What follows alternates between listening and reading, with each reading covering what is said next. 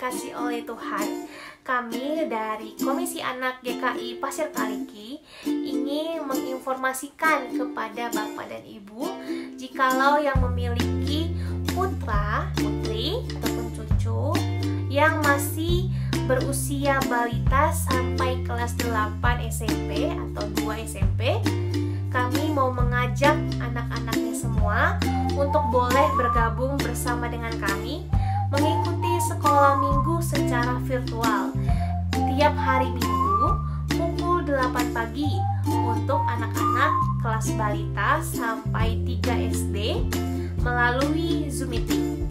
Lalu dilanjutkan lagi pukul 9 lebih 15 menit untuk anak-anak kelas 4 sampai 6 SD dan juga masih dilaksanakan melalui Zoom meeting. Pada pukul 10 pagi akan diadakan kebaktian tunas remaja untuk anak-anak 7 SMP sampai 8 SMP dan juga dilaksanakan secara virtual melalui Zoom meeting. Mari kita ajak putra atau putri, cucu untuk dapat berjumpa dalam kasih Tuhan bersama-sama di rumah Tuhan. Terima kasih, selamat beribadah.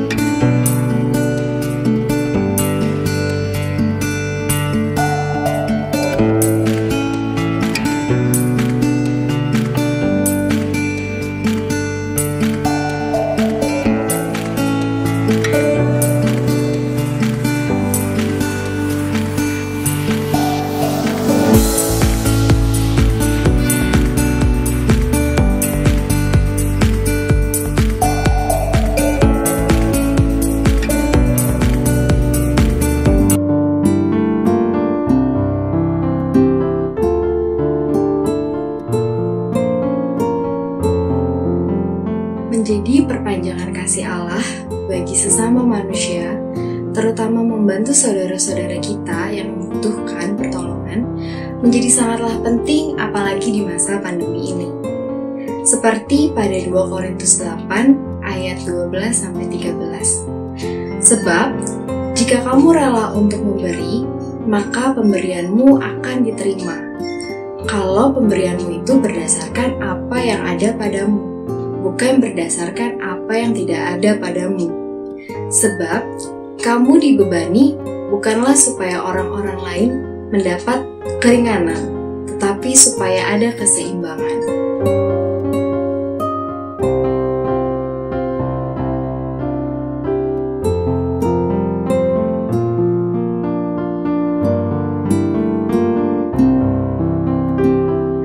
Mari kita melanjutkan tugas pelayanan peduli COVID dengan terus bersama-sama menolong yang berdampak. Baik anggota jemaat, simpatisan maupun warga sekitar sesama kita, dengan kita menyisihkan berkat yang Tuhan limpahkan kepada kita dan menyalurkannya dalam persembahan peduli COVID pada rekening GKI Pasir Kaliki dengan keterangan peduli COVID atau dengan menambahkan angka 19 di akhir pada jumlah persembahan kita yang kita berikan. Kiranya Tuhan Yesus memimpin dan memakai kita sebagai perpanjangan kasih Allah kepada saudara-saudara kita yang membutuhkan.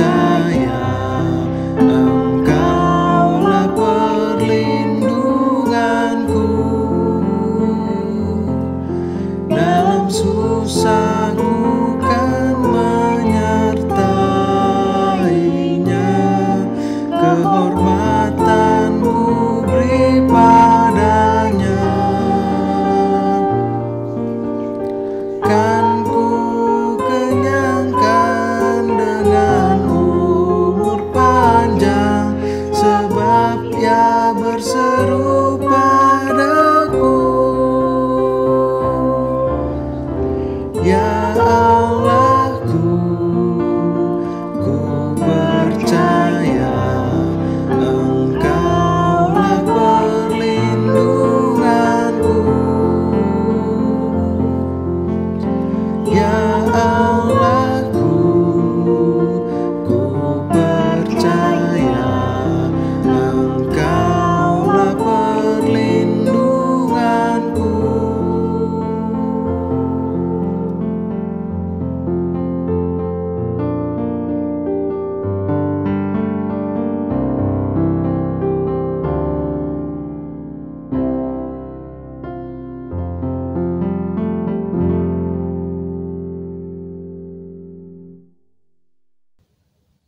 Pertolongan kita adalah di dalam nama Tuhan, Pencipta langit dan bumi, yang senantiasa setia dan tidak pernah meninggalkan pekerjaan tangannya.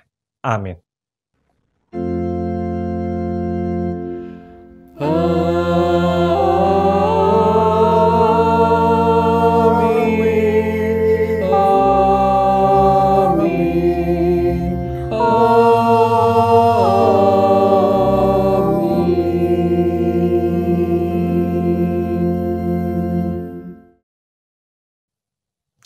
Kasih karunia dan damai sejahtera dari Allah Bapa kita dan dari Tuhan Yesus Kristus menyertai saudara sekalian.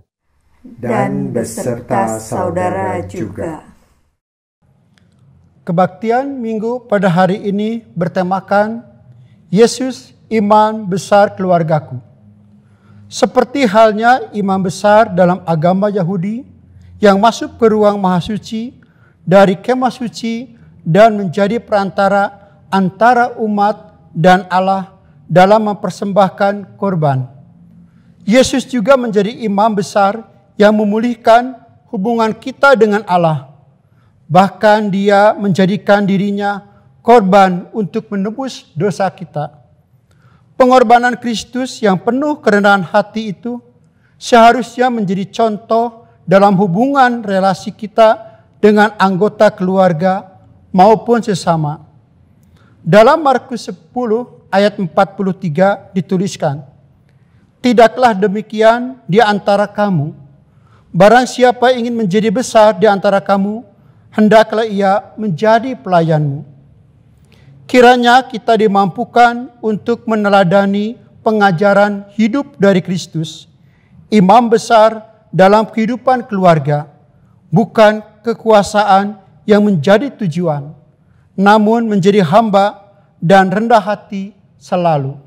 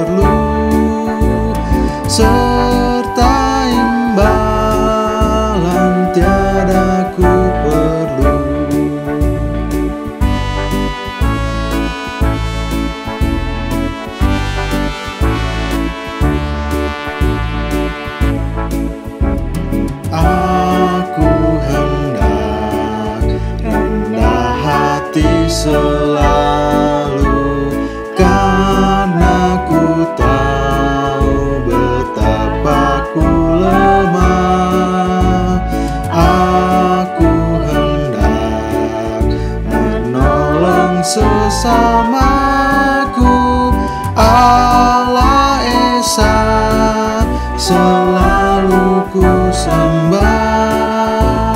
Allah Esa, selalu ku sembah.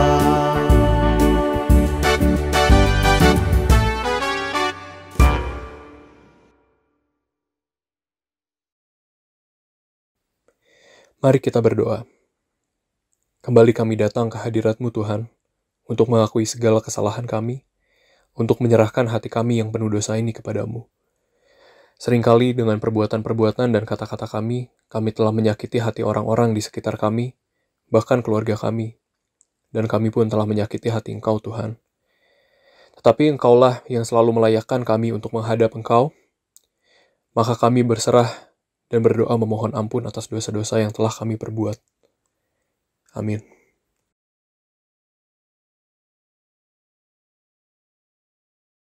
Jemaat diundang untuk berdiri. Anugerah Tuhan nyata bagi kita seperti yang tertulis dalam Mazmur 91 ayat 16. Dengan panjang umur akan kukenyangkan dia dan akan kuperlihatkan kepadanya keselamatan daripadaku.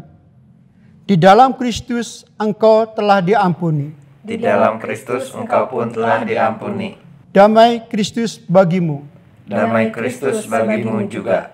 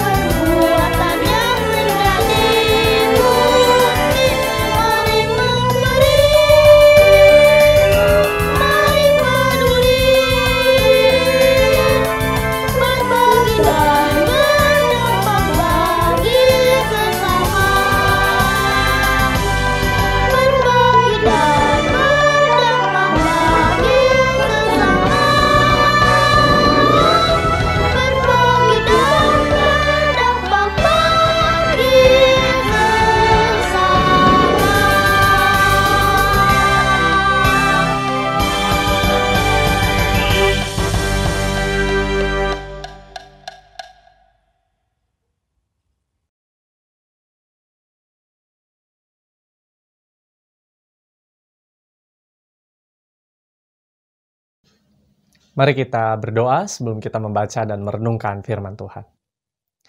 Bapa di dalam sorga, tak henti-hentinya kami memanjatkan syukur kepadamu, karena kami bisa beribadah meskipun kami masih di rumah.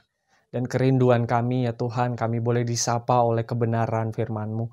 Biarlah Tuhan, jika sebentar kami hendak membaca dan merenungkan firman-Mu ini, Roh Kudus boleh membimbing dan mengajar kami, membuka hati dan telinga kami, sehingga sungguh kami dapat memahami firman Tuhan dengan baik, dan dengannya kami boleh dibaharui terus-menerus setiap harinya, melalui perbuatan, tingkah laku, perkataan kami yang seturut dengan kebenaran firman-Mu. Berfirmanlah Tuhan kepada kami semua umat-Mu rindu dan sedia mendengarkannya. Di dalam nama Yesus Sang Firman yang hidup, kami berdoa. Amin. Inilah Injil Tuhan kita Yesus Kristus menurut Markus 10 ayat 35 sampai 45. Lalu Yakobus dan Yohanes anak-anak Zebedeus mendekati Yesus dan berkata kepadanya, "Guru, kami harap supaya engkau kiranya mengabulkan suatu permintaan kami." Jawabnya kepada mereka, "Apa yang kamu kehendaki aku perbuat bagimu?" Lalu kata mereka, "Perkenankanlah kami duduk dalam kemuliaan-Mu kelak, yang seorang lagi di sebelah kanan-Mu dan yang seorang di sebelah kiri-Mu." Tetapi kata Yesus kepada mereka, "Kamu tidak tahu apa yang kamu minta. Dapatkah kamu meminum cawan yang harus kuminum dan dibaptis dengan baptisan yang harus kuterima?" Jawab mereka, "Kami dapat." Yesus berkata kepada mereka, "Memang kamu akan meminum cawan yang harus kuminum dan akan dibaptis dengan baptisan yang harus kuterima. Tetapi hal duduk di sebelah kananku atau di sebelah kiriku, aku tidak berhak memberikannya. Itu akan diberikan kepada orang-orang bagi siapa itu telah disediakan." Mendengar itu, ke-10 murid yang lain menjadi marah kepada Yakobus dan Yohanes. Tetapi Yesus memanggil mereka lalu berkata, "Kamu tahu bahwa mereka yang disebut pemerintah bangsa-bangsa memerintah rakyatnya dengan tangan besi, dan pembesar-pembesarnya menjalankan kuasanya dengan keras atas mereka. Tidaklah demikian di antara kamu.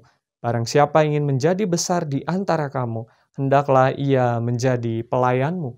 Dan barang siapa ingin menjadi yang terkemuka di antara kamu, hendaklah ia menjadi hamba untuk semuanya. Karena Anak Manusia juga datang bukan untuk dilayani, melainkan untuk melayani dan untuk memberikan nyawanya menjadi tebusan bagi banyak orang." Demikianlah Injil Tuhan kita, Yesus Kristus. Yang berbahagia adalah setiap mereka yang mendengar firman Allah dan yang memeliharanya. Haleluya. Haleluya, haleluya, haleluya.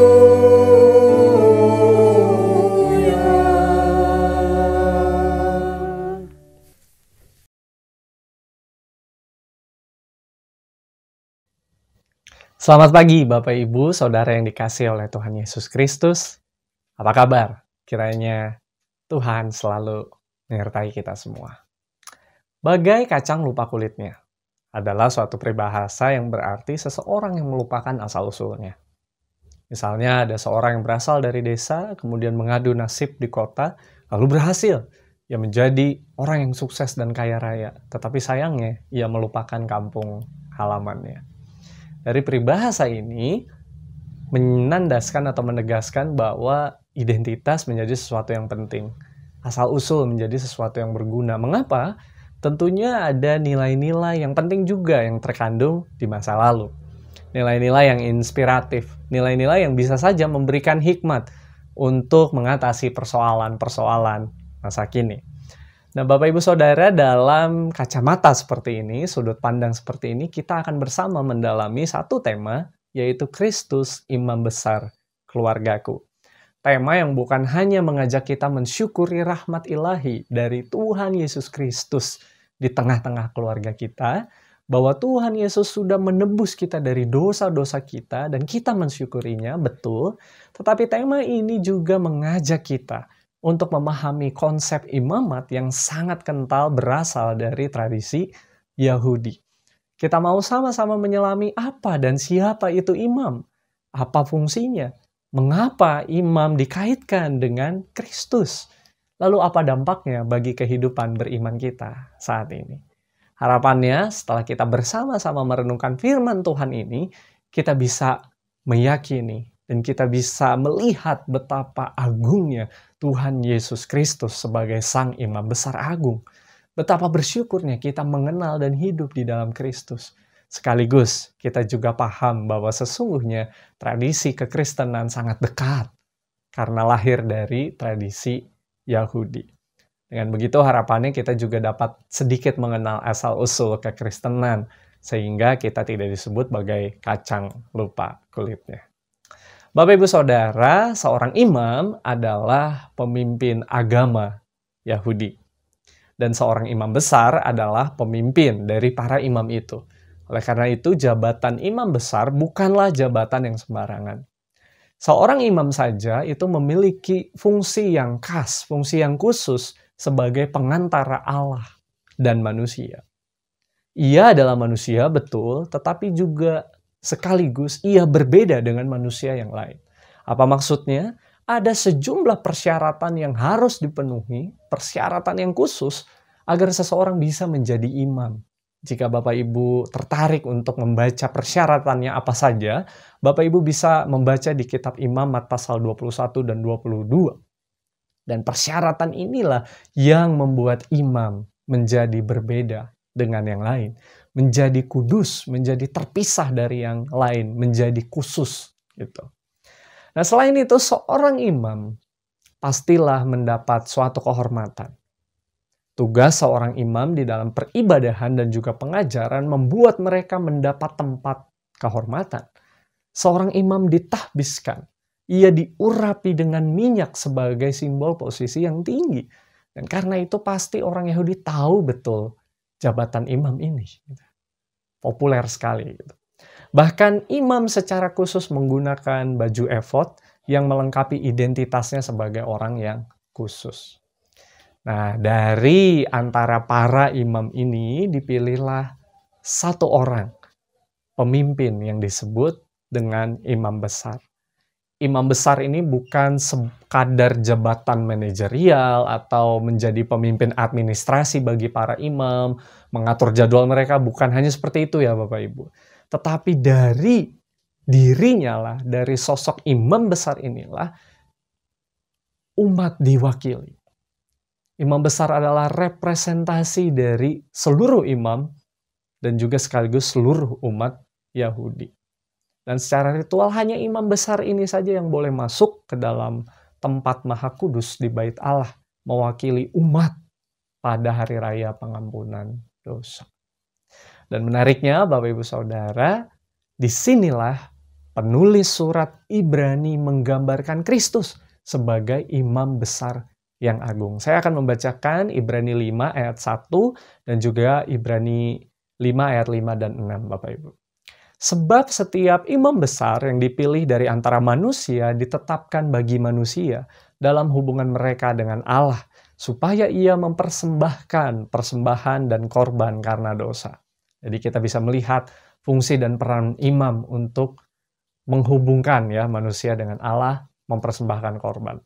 Ayat 5 dan 6. Demikian pula Kristus tidak memuliakan dirinya sendiri dengan menjadi imam besar, tetapi dimuliakan oleh Dia yang berfirman kepadanya, Anakku engkau telah kuperanakan hari ini, sebagaimana firman-Nya dalam suatu nas lain, engkau adalah imam untuk selama-lamanya menurut peraturan Melkisedek.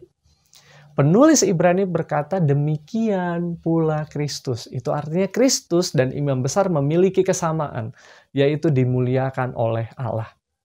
Lalu apa bedanya? Perbedaannya adalah penulis Ibrani juga menyebutkan perbedaan yang jelas, yaitu anakku engkau. Ya, jadi Kristuslah anak Allah. Dialah yang menjadikan segala sesuatu, bahkan dialah Allah. Nah, perbedaan ini semakin kuat ketika surat Ibrani menyebutkan peraturan Melkisedek. Siapa itu Melkisedek, Bapak Ibu? Mari kita telisik sedikit. Di dalam perjanjian lama Melkisedek muncul dalam Kejadian 14 ayat 18 sampai 20 dan juga Mazmur 110 ayat 4. Dikisahkan Melkisedek menerima persepuluhan dari Abraham. Kita tahu Abraham adalah bapa leluhur bangsa Israel. Dan kita bisa lihat dalam kisah ini bisa dimaknai bahwa saat Abraham memberikan persepuluhan itu bagaikan gitu ya, simbol dari imam Melkisedek gitu yang menerima persepuluhan dari umat, yaitu Abraham. Dan yang menarik, setelah Melkisedek memberkati Abraham, orang Yahudi percaya gitu ya bahwa yang memberi berkat gitu atau memberkati itu lebih tinggi daripada yang menerimanya. Jadi mereka percaya bahwa Melkisedek lebih tinggi dari Abraham, nenek moyang bangsa Israel, termasuk di dalamnya nenek moyang para imam. Nah, melalui kacamata ini Bapak Ibu, penulis Ibrani ingin mengatakan bahwa Yesus lebih tinggi daripada imam-imam yang lain. Sebab jika imam hanya merepresentasikan manusia, yaitu bangsa Israel, Kristus berbeda. Kristus merepresentasikan baik manusia maupun Allah. Sebab Kristuslah Allah dan manusia. Karena itu Kristus sungguh-sungguh juga mengalami penderitaan karena dia manusia yang sejati. Ia menderita dan mati. Namun di dalam dia manusia ditebus dan beroleh penebusan dosa. Dan inilah yang tidak dilakukan oleh imam-imam yang lain. Jika imam lain hanya mempersembahkan korban, entah itu domba, entah itu hewan yang lain, dan bukan dirinya sendiri, tetapi Kristus mengorbankan dirinya menjadi penebusan bagi manusia. Sehingga di ayat yang ke-9 dalam Ibrani 5 dicatat, Kristus adalah pengantara sejati yang menjadi pokok keselamatan yang abadi. Nah, Bapak Ibu sekalian, dari tradisi imamat ini, penulis Ibrani ingin memberikan cara baru dalam membangun relasi dengan Allah. Kalau dulu umat mempersembahkan korban berulang-ulang atas kesalahan yang ia buat, namun dalam tradisi imamat yang baru, yaitu Kristus sebagai imam besar agung, umat datang sendiri memohon anugerah Kristus. Pengorbanan Kristus satu kali untuk selama-lamanya. Di dalam Kristus manusia dirangkul, dan diampuni. Nah, apa yang bisa kita maknai Bapak Ibu dari tradisi imamat ini? Kristus sebagai sang imam besar agung ini. Yang pertama, kita patut bersyukur mengenal Kristus. Kita patut bersyukur hidup di dalam Kristus. Dan kita perlu mencerminkan rasa syukur itu melalui hidup yang baru. Hidup yang bukan mencari kekuasaan atau ingin menjadi yang terdepan nomor satu. Tapi sebaliknya kita diajak rendah hati karena kita bukan siapa-siapa di hadapan Kristus. Kita dipanggil menjadi hamba. Hamba yang mau juga merengkuh dan merangkul semua orang. Termasuk juga di tengah-tengah keluarga kita. Seperti Injil yang kita baca hari ini, Yohanes dan Yakobus ingin menjadi yang terdepan, ingin menjadi nomor satu. Mereka ingin duduk di kanan dan kiri Tuhan Yesus. Tapi apa jawab Tuhan Yesus? Barang siapa yang ingin menjadi besar di antara kamu, hendaklah ia menjadi pelayan. Siapa yang ingin menjadi terkemuka, hendaklah ia menjadi hamba. Mari Bapak Ibu Saudara, kita renungkan, kita refleksikan kehidupan keluarga kita. Kita sadar kadang kita mendominasi. Kita sering berdebat siapa yang paling hebat, siapa yang paling berjasa. Mungkin suami karena ia mencari nafkah, padahal kita harus sadar pekerjaan seorang istri pun tidak mudah. Atau sebaliknya, istri yang mencari nafkah ingin merasa dihargai dan sebagainya. Kadang perdebatan, pertengkaran ini terjadi. Namun mari kita belajar untuk rendah hati, untuk merangkul semuanya, untuk menerima, mengampuni. Maka panggilan kita untuk melakukan ini semua, seperti yang Yesus firmankan. Sadarilah keluarga kita rapuh, banyak lemahnya Bapak Ibu. Betul, selalu saja ada salahnya, baik kita suami atau istri, orang tua, anak, saudara. Tak ada yang sempurna. Namun mari saling merangkul, saling mengampuni, saling merendahkan hati kita. Karena Kristus pun, Sang Imam Besar Agung itu datang bukan untuk dilayani, melainkan untuk melayani. Mari Bapak Ibu, kita syukuri anugerah Tuhan ini. Anugerah pengampunan, penebusan di dalam Kristus Sang Imam Besar Agung itu. Tapi sekaligus kita berkomitmen menjalani hidup dengan baik, termasuk hidup di tengah keluarga kita. Mari muliakan Tuhan melalui sikap tutur kata kita dimulai dari keluarga kita. Amin. Tuhan memberkati kita sekalian. Saat teduh bagi kita semuanya.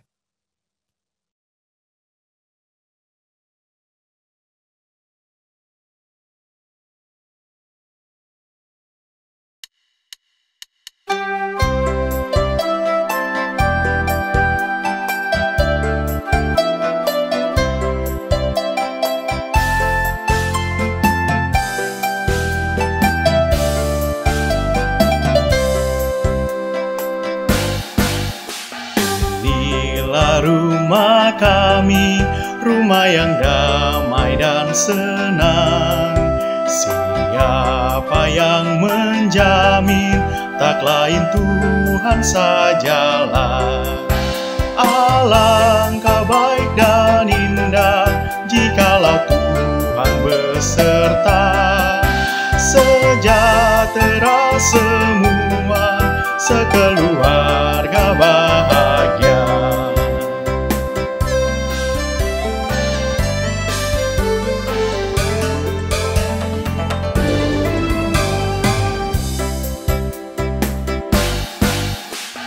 Buatlah rumah kami menjadi taman yang sejuk, sehingga hidup kami berbau harum dan lembut. Alangkah baik dan indah jikalau Tuhan beserta. Sejahtera semua, sekeluarga bahagia.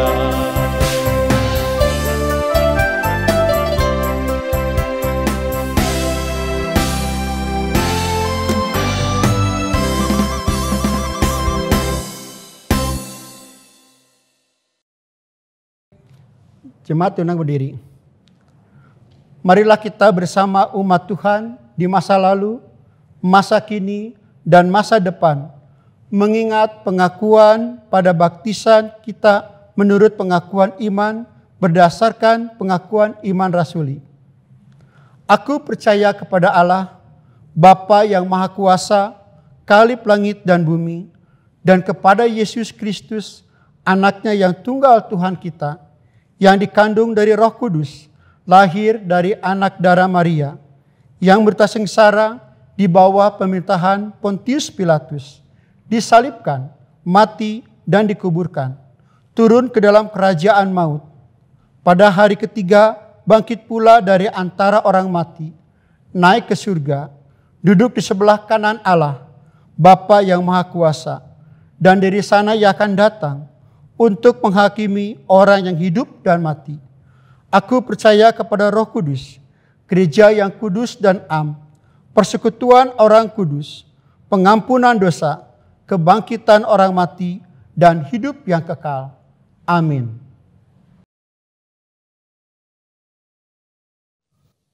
Mari kita menaikkan doa syafaat kita. Bapa di dalam sorga, kami bersyukur untuk firman Tuhan yang senantiasa mengingatkan kami, untuk kami dapat mensyukuri anugerah kehidupan dan penebusan di dalam Kristus Sang Imam Besar Agung yang telah menyelamatkan kami semua. Melaluinya kami juga belajar untuk merendahkan hati kami, terutama di tengah-tengah keluarga kami. Kami bisa merengkuh mereka, merangkul mereka. Kami boleh mencintai, mengasihi mereka dengan sepenuh hati. Terima kasih Tuhan, kiranya Roh Kudus menolong kami untuk senantiasa melakukan firman Tuhan ini dalam kehidupan kami. Saat ini ya Bapa, kami ingin menaikkan doa syafaat kami.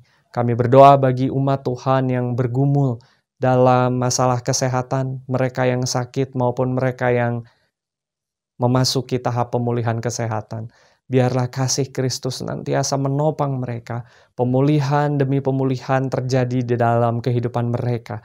Karena kami yakin Tuhan juga mengasihi mereka semua.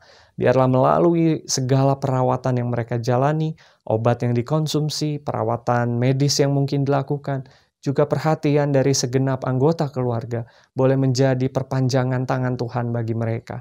Sehingga mereka merasakan bahwa baik sehat maupun sakit, kasih Tuhan tetap nyata bagi mereka. Terima kasih Tuhan. Kami juga ingin membawa keluarga kami pribadi lepas pribadi ke dalam tangan kasih Tuhan, baik mereka yang dekat maupun jauh dengan kami di kota Bandung ini. Biarlah Engkau memberkati kami semua. Biarlah melalui keluarga yang Engkau karuniakan bagi kami Tuhan, kami boleh menyemai cinta kasih Tuhan dimulai dari keluarga kami. Biarlah Engkau memampukan kami, baik kami sebagai suami atau istri, orang tua atau anak, mertua atau menantu, sesama saudara. Biarlah kami mengasihi Tuhan melalui keluarga kami pribadi lepas pribadi. Terima kasih Tuhan. Kami juga membawa gerejamu di tempat ini, GKI Pasir Kaliki. Biarlah Engkau memberkati para pemimpin gereja kami, pendeta dan penatua. Engkau memberkati setiap kami, aktivis, pengurus komisi, karyawan gereja, terlebih kami umat Tuhan, baik anggota jemaat ataupun simpatisan. Engkau yang telah menghimpunkan kami beribadah, bersekutu di tempat ini. Biarlah Engkau juga yang terus menumbuhkan kecintaan kami kepadamu melalui gerejamu Tuhan. Biarlah melalui apa yang kami lakukan, program-program kerja yang boleh dilakukan oleh gerejamu ini, boleh Tuhan berkati sehingga menghadirkan cinta Tuhan bagi setiap kami maupun bagi orang-orang di sekitar kami. Terima kasih Tuhan, biarlah segala sesuatunya kami serahkan ke dalam tangan pengasihan-Mu. Kami juga tak henti-hentinya berdoa bagi bangsa dan negara kami, bangsa Indonesia yang kami cintai. Biarlah Engkau memberkati para pemimpin bangsa kami. Engkau memberkati segala daya upaya yang dikerahkan untuk terus berkarya di tengah pandemi ini. Dan biarlah pandemi ini lekas berlalu, kiranya Engkau memberkati segala sesuatunya, sehingga kami senantiasa boleh menjadi berkat. Kendati pandemi ini masih kami lalui. Pakailah kami Tuhan dimanapun kami berada.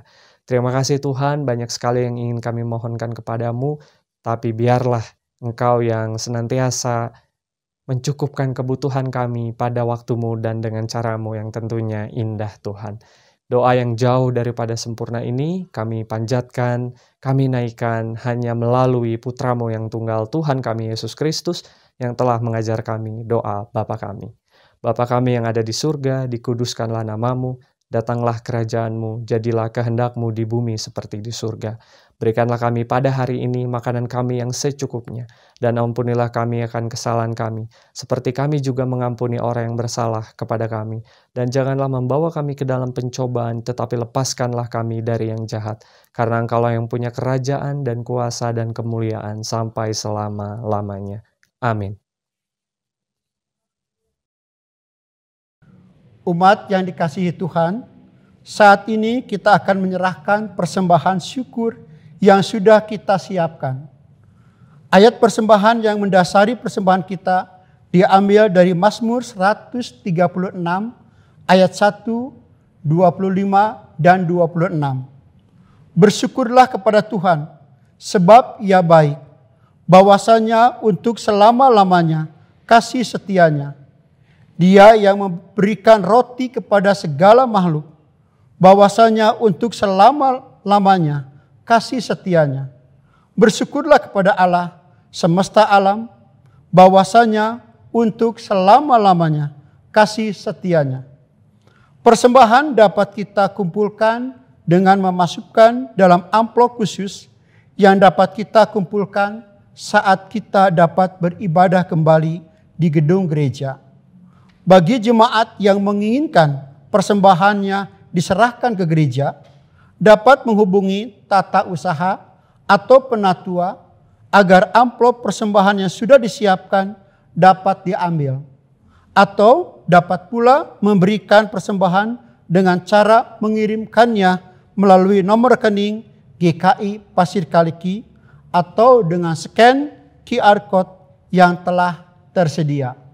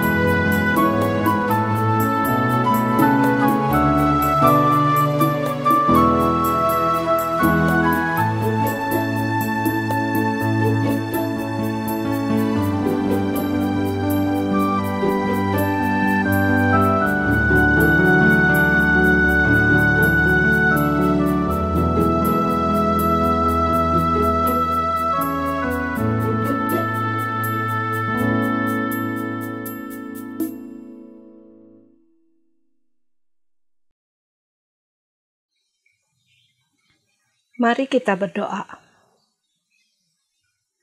Bapa, kami bersyukur atas segala karunia-Mu untuk kami, untuk kehidupan yang Engkau beri, untuk keluarga yang mengasihi kami, untuk kesempatan dapat bersekutu dan melayani. Saat ini kami datang membawa persembahan kami. Kami tahu ini semua dari-Mu asalnya. Engkau sumber berkat kami. Kiranya Engkau melihat hati kami yang dengan tulus dan penuh rasa syukur mempersembahkannya. Kami mohon hikmat-Mu untuk majelis yang akan mengelola persembahan ini. Kiranya dapat dipakai hanya untuk kemuliaan-Mu semata. Dalam nama Yesus kami berdoa. Amin.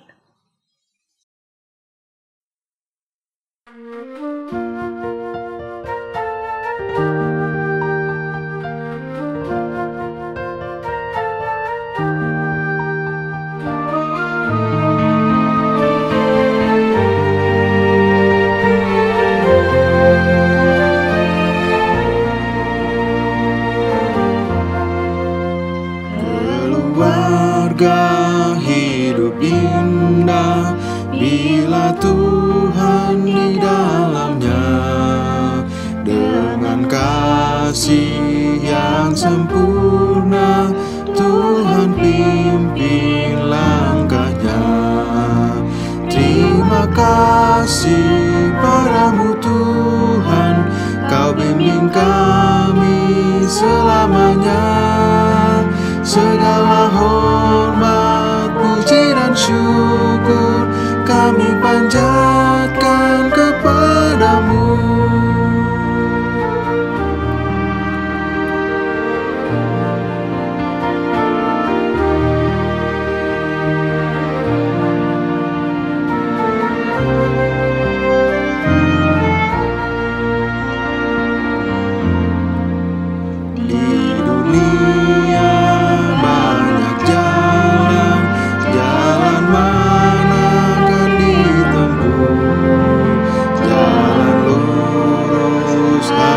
Satu jalan Tuhan itulah. Terima kasih padamu Tuhan, Kau bimbing kami selamanya. Segala hormat, puji dan syukur kami panjatkan kepadamu.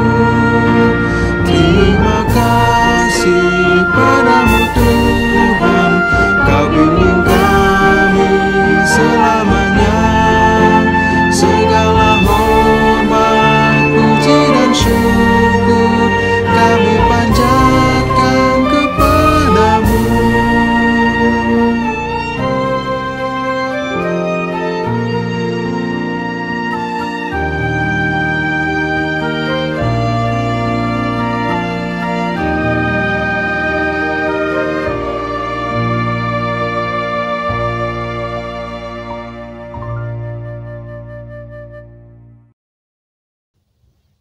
Arahkanlah hatimu kepada Tuhan. Kami mengarahkan hati kami kepada Tuhan. Jadilah saksi Kristus. Syukur kepada Allah. Terpujilah Tuhan. Kini dan selamanya. Terimalah berkat Tuhan. Tuhan memberkati engkau dan melindungi engkau. Tuhan menyinari engkau dengan wajah-Nya dan memberi engkau kasih karunia. Tuhan menghadapkan wajah-Nya kepadamu dan memberimu damai sejahtera dari sekarang sampai selama-lamanya. Amin.